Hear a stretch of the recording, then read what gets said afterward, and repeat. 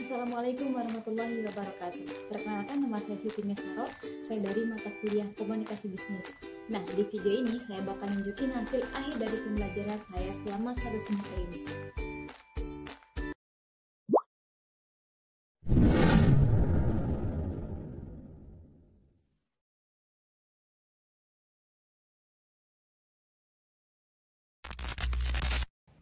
Materi pertama tentang komunikasi. Setelah kita belajar tentang komunikasi, kita bisa dibilang punya power nih buat ngobrol sama siapa aja.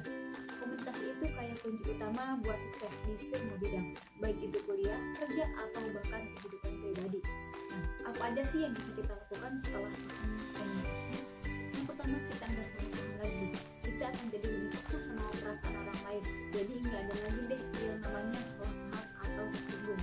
Yang kedua, membentuk koneksi yang kuat. Kita bisa bikin teman dari mana saja. Komunikasi yang baik itu bikin orang lain nyaman dan mau ngobrol sama kita.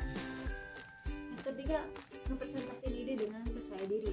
Nah, mau ngasih presentasi di depan kelas atau ngajuin ide ke bos, nah jadi nggak perlu grogi lagi. Yang keempat, mengalami masalah dengan baik. Kalau ada konflik, kita bisa mencari solusi yang win-win solution. Nah, selanjutnya mengembangkan diri. Komunikasi yang baik itu butuh latihan terus-menerus. Jadi, kita akan terus belajar dan berkembang. Intinya, komunikasi itu bukan cuma tentang ngomong doang. Nah, ini tentang gimana cara kita menyampaikan pesan dengan jelas, efektif, dan membuat orang lain merasa menghargai. Nah, aku contoh penerapan komunikasi dalam kehidupan sehari-hari. Nah, pertama, kita bisa ngobrol sama orang tua. Kita bisa ngomong apa aja yang kita rasain tanpa takut kehilangan. Kedua, kerja kelompok. Kita bisa bagi tugas dan koordinasi dengan baik. Lalu wawancara kerja. Kita bisa nunjukin nih kalau kita itu adalah orang yang komunikatif dan bisa diajak bersama. Lalu apa sih tips jadi komunikator yang jago? Nah, diantaranya kita harus dengerin dulu. Jangan cuma ngomong, dengerin juga apa yang orang lain mau sampaikan. Lalu pilihlah kata-kata yang tepat. Hindari kata-kata yang kasar atau menyakitkan. Lalu perhatikan bahasa tubuh. Bahasa tubuh juga ngasih pesan yang kuat. Nah, latihan terus menerus. Semakin sering kita latihan, semakin baik kemampuan komunikasi kita.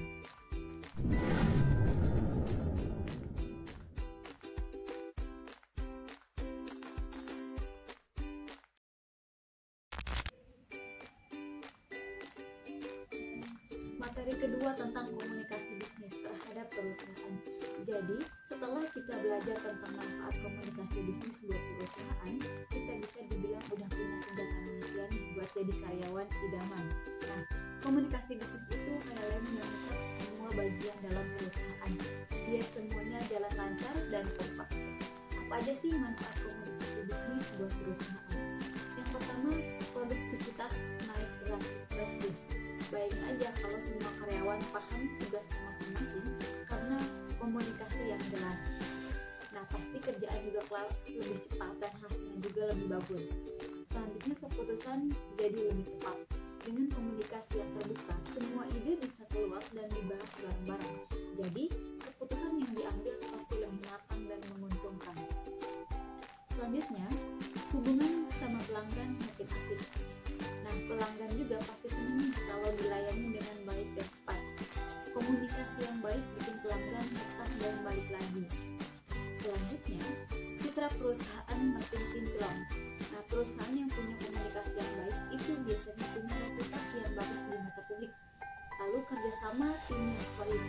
Komunikasi yang efektif bukan tim kerja jadi lebih kompak dan saling mendukung.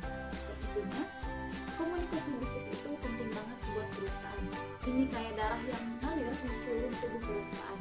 Kalau komunikasi lancar, semua organ dalam perusahaan juga bakal berfungsi dengan baik. Contohnya, komunikasi bisnis dalam perusahaan. Yang pertama, rapat. Tempat buat ngebahas masalah dan nyari solusi bareng-bareng. Yang selanjutnya, laporan. Laporan itu buat ngasih informasi tentang perkembangan proyek atau kinerja karyawan. Lalu, presentasi. Buat ngajuin ide baru atau melaporin hasil kerja. Selanjutnya, email, yaitu buat komunikasi sehari-hari antar karyawan atau dengan klien. Apa sih tips biar komunikasi bisnis di perusahaan kita makin lancar? Yang pertama, jelas dan ringkas. Jangan bertele-tele, langsung ke poin aja, lalu dengerin dulu. Jangan cuma ngomong, dengerin juga pendapat orang lain. Pilih media yang tepat.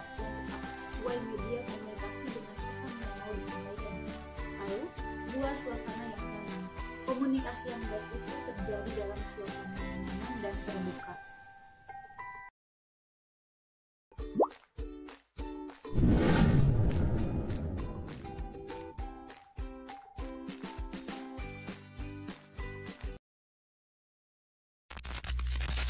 Materi ketiga mengenai komunikasi dalam organisasi. Setelah kita belajar tentang komunikasi buat organisasi, kita bisa dibilang udah punya skill super buat bikin organisasi kita jadi makin solid dan sukses. Komunikasi itu kayak perangkat yang membuat semua bagian dalam organisasi jadi satu kesatuan yang kuat. Apa aja sih yang bisa kita lakukan setelah paham komunikasi dalam organisasi? Yang pertama, membuat semua orang satu frekuensi. Bayangin aja, kalau semua anggota organisasi paham dengan tujuan yang sama dan kerjasama dengan baik, pasti semua proyek bisa kelar dengan cepat dan hasil juga akan memuaskan. Yang kedua, ngelarin masalah dengan cepat. Kalau ada masalah, kita bisa langsung komunikasi dengan semua pihak yang terlibat. Jadi, masalah nggak bakal jadi bola salju yang makin membesar. Selanjutnya, membuat organisasi jadi lebih solid. Komunikasi yang baik itu bikin hubungan antar anggota organisasi jadi lebih erat. Jadi, organisasi kita bakal jadi kayak keluarga besar. Lalu membuat organisasi jadi makin terkenal. Dengan komunikasi yang efektif, kita bisa membangun kita organisasi di mata masyarakat. Nah, intinya, komunikasi itu penting banget buat organisasi. Ini kayak jantung yang ngalirin darah ke seluruh tubuh organisasi. Kalau komunikasi lancar, semua aktivitas organisasi bakal berjalan dengan lancar. Apa sih contoh komunikasi dalam organisasi? Yang pertama ada rapat, tempat buat membahas program kerja, membuat keputusan dan ngasih masukan. Yang kedua laporan, buat ngasih informasi tentang perkembangan suatu proyek atau kegiatan. Lalu sosialisasi.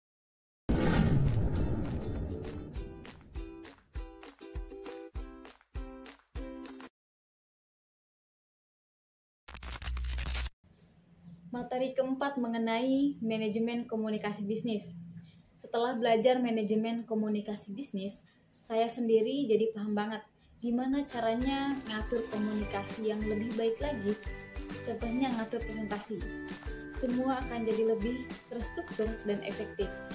Kalau ada masalah, bisa ngatasi dengan cara yang lebih baik tanpa bikin suasana jadi tegang.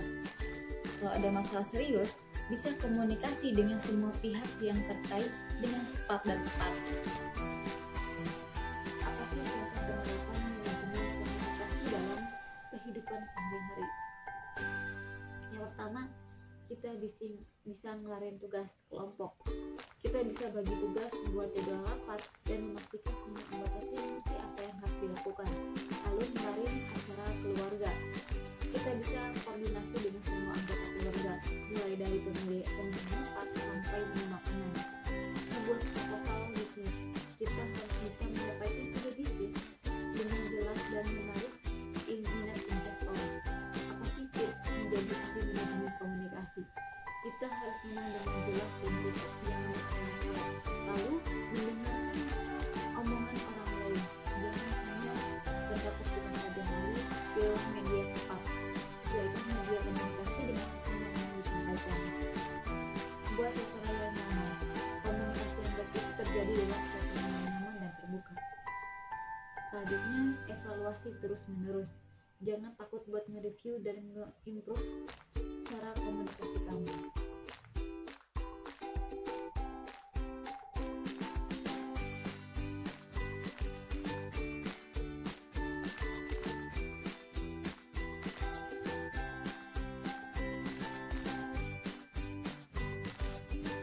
Materi selanjutnya mengenai komunikasi efektif antar budaya. Setelah kita belajar tentang komunikasi antar budaya, kita bisa dibilang udah punya skill super buat ngobrol sama siapa aja, dari mana aja. Komunikasi antar budaya itu kayak paspor buat kita menjelajahi dunia, baik itu dunia kerja, pertemanan atau bahkan hiburan. Apa aja sih yang bisa kita lakukan setelah jago komunikasi antar budaya? Nggak salah paham lagi jika kita lebih peka sama kebiasaan dan cara berpikir orang dari budaya lain. Jadi nggak ada lagi yang namanya tersinggung atau salah paham. Bisa bikin banyak teman. Kita bisa punya teman dari berbagai negara. Bayangin, seru kan? Jika kita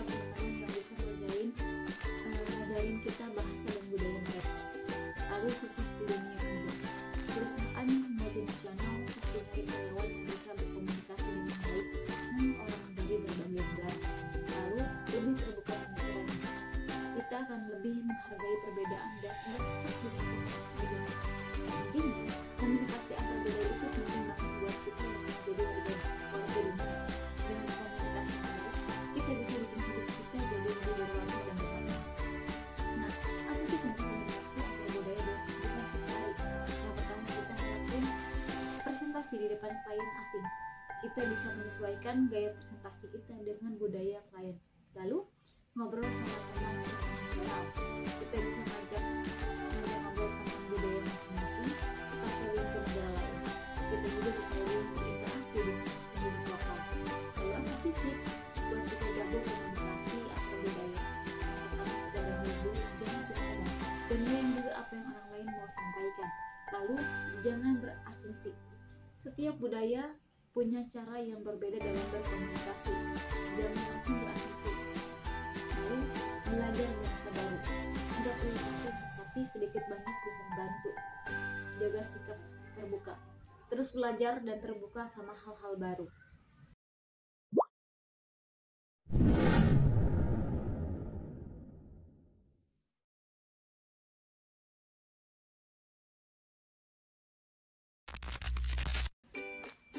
Materi selanjutnya tentang etika dalam komunikasi. Banyak yang kita dapatkan dalam pembelajaran ini. Di antaranya kita akan paham banget nih bagaimana tampilnya bersikap sopan dan santun saat kita ngobrol secara online atau online. Di antara manfaatnya kita juga bisa jadi makin lancar. Bayangin aja kalau semua orang meeting saling menghargai dan enggak saling menghina, pasti klien juga bakal pelan tepat waktu dan hasilnya juga akan memuaskan. Hubungan juga akan lebih baik, enggak cuma di kantor, tapi bersama teman ataupun keluarga dan lainnya. Kita juga bisa bikin hubungan yang lebih harmonis lagi dengan komunikasi yang baik. Selanjutnya, gak gampang hoax. Kita juga lebih kritis dalam menilai informasi yang beredar di dunia maya. Nama baik juga akan terjaga. Kalau kita selalu berhati-hati dalam berkomunikasi, reputasi kita juga pasti akan bagus di mata orang lain. Yang mana intinya etika dalam berkomunikasi itu kunci sukses dalam segala hal. Dengan kita selalu bersikap kita bisa bikin hidup kita lebih kasih contoh-contoh dalam berkomunikasi itu. Di antaranya, kita tidak boleh meng-share. Sebelum kita meng-share apapun informasi di media sosial, kita harus memastikan dulu informasinya. Apakah informasi itu benar atau tidak, supaya tidak bikin orang lain tersinggung dengan apa yang kita share. Hormati pendapat orang lain. Meskipun mereka tidak setuju dengan pendapat kita, usahakan untuk tetap sopan dalam menyampaikan pendapat kita. Jangan nyebarin berita bohong. Hoax itu sangatlah berbahaya. Jadi, jangan ikut-ikutan dalam menyebarkannya. Gunakanlah bahasa yang berhati-hati. Hindari kata-kata yang kasar atau yang menghina. Yang penting itu niat dan kesadaran untuk selalu bersikap baik dalam berkomunikasi.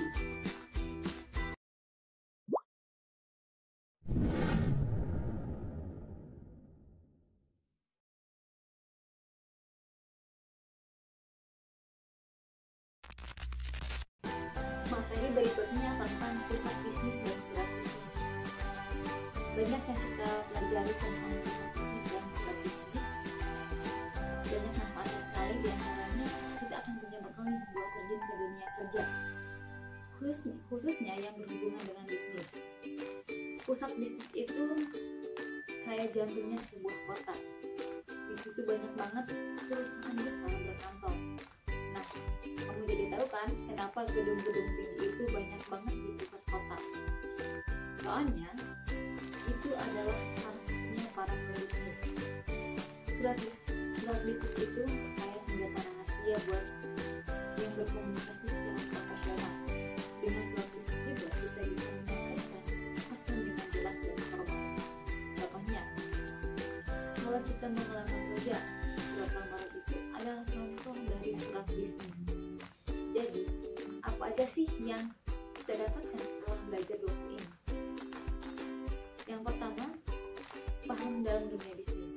Kita jadi tahu bagaimana cara kerja perusahaan. Apa aja sih yang mereka lakukan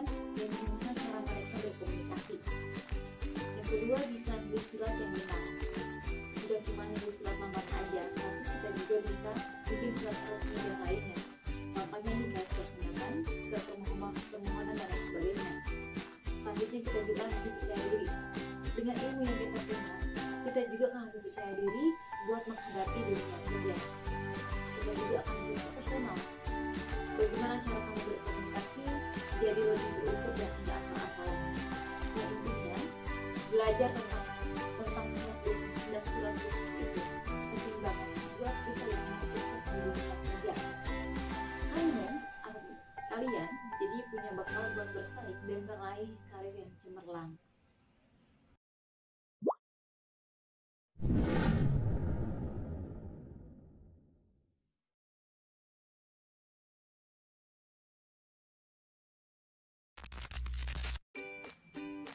Lalu materi tentang proposal. Setelah belajar tentang proposal, kita bisa dibilang udah punya senjata rahasia nih buat mengejar mimpi-mimpi kita. Proposal itu kayak peta jalan buat mencapai suatu tujuan.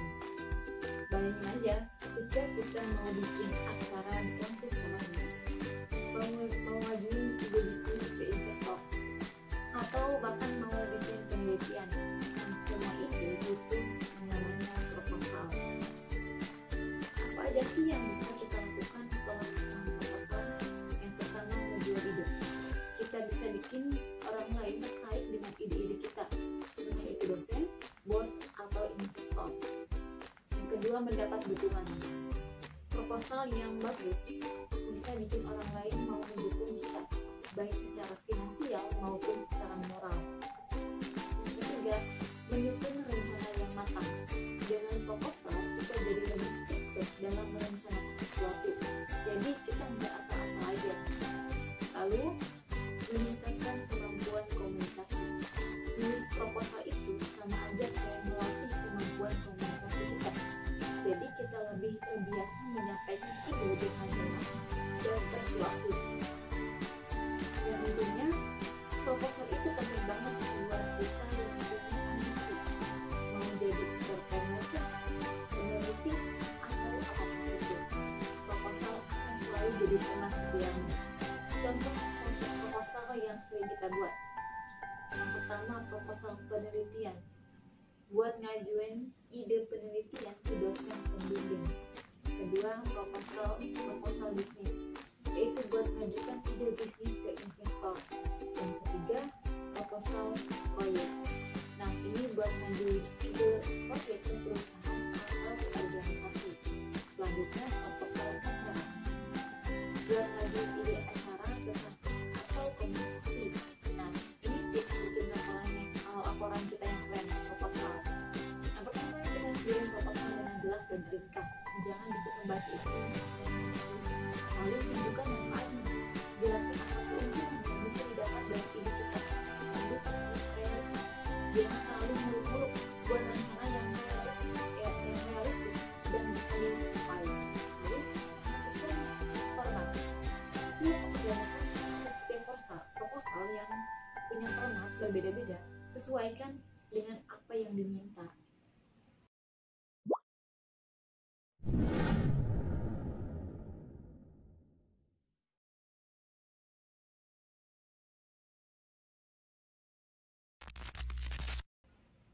Selanjutnya, materi mengenai laporan bisnis. Setelah belajar laporan bisnis, kita akan lebih paham gimana sih mengikuti semua data, ngecek fakta, terus menyajikan data dalam bentuk laporan yang mengerti. Yang kerennya lagi, laporan bisnis itu bukan cuma sekedar tulisan doang. Ini adalah senjata ampuh buat kita untuk mengambil keputusan. Bayangin aja ketika kita buka usaha baru dengan laporan bisnis, kita bisa tahu nih pasarnya kayak gimana, persaingannya kayak gimana, dan strategi apa yang paling tepat. Jadi keputusan yang kita buat itu nggak akan salah-salah lagi. Selanjutnya, presentasi ide. Mau ngajuin investor atau bos kamu, laporan bisnis jadi bukti nyata kalau ide kita itu punya potensi. Lalu ngevaluasi kinerja. Dengan laporan bisnis, kita bisa mengatur sejauh mana sih bisnis kita udah berkembang, mana yang udah bagus, dan mana yang perlu kita perbaiki. Selanjutnya, komunikasi yang efektif. Laporan bisnis itu bahasa yang universal di dunia bisnis. Kita bisa berkomunikasi dengan semua stakeholder, mulai dari investor sampai karyawan dengan secara jelas. Yang intinya, laporan bisnis itu kayak peta jalan buat bisnis kita. Dengan laporan yang baik, kita juga bisa mencapai tujuan bisnis yang lebih lagi. Apa sih contoh laporan bisnis yang sering kita buat? Yang pertama, laporan keuangan, itu buat mengukur kesehatan finansial perusahaan. Lalu yang kedua, laporan penjualan, yaitu buat melihat performa produk atau layanan. Yang ketiga, laporan pemasaran, yaitu buat mengevaluasi efektivitas strategi pemasaran. Yang keempat, laporan proyek, yaitu buat mengukur kemajuan proyek. Nah, berapa ini tips bikin laporan bisnis yang keren? Pertama, harus jelas dan tuntas. Jangan bikin pembaca bingung apa yang kita tulis. Lalu, gunakanlah data yang akurat. Data itu penting banget buat mendukung argumen kita. Lalu, visualisasi. Gunakanlah grafik atau tabel buat mempermudah pemahaman. Selanjutnya, gunakan bahasa yang mudah dipahami. Hindarilah istilah-istilah yang terlalu teknis.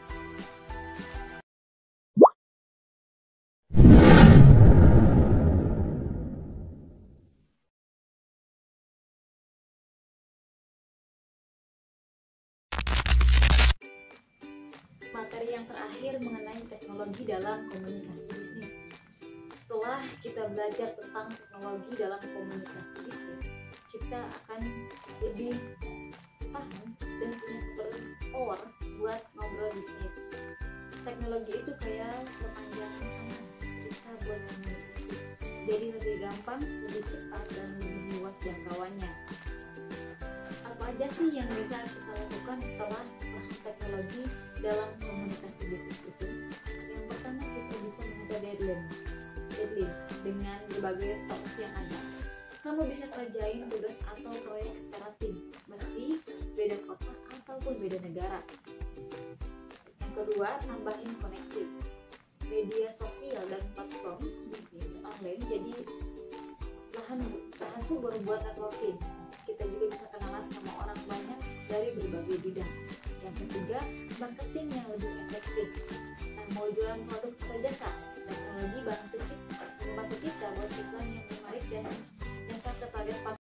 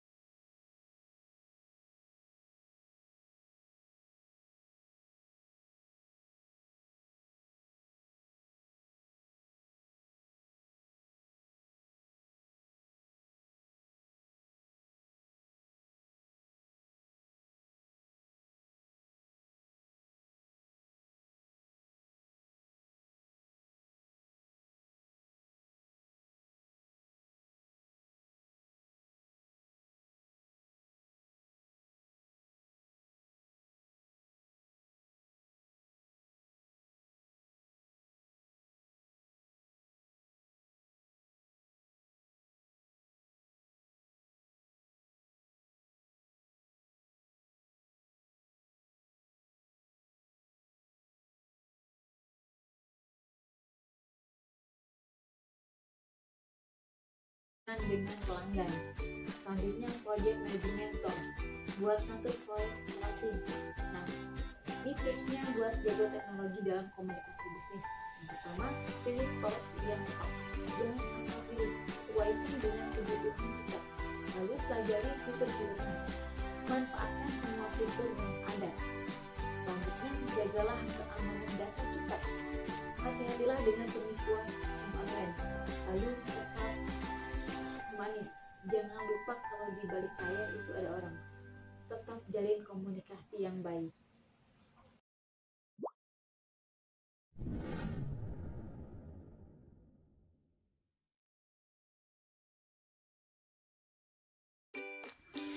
Kesimpulannya, belajar komunikasi dalam bisnis itu nggak cuma bikin kita jadi lebih profesional, tapi bisa bikin hidup kita lebih mudah. Dengan kemampuan komunikasi yang baik, kita bisa berinteraksi dengan orang lain dengan lebih efektif mencapai tujuan kita dan meraih kesuksesan dalam karir. Singkat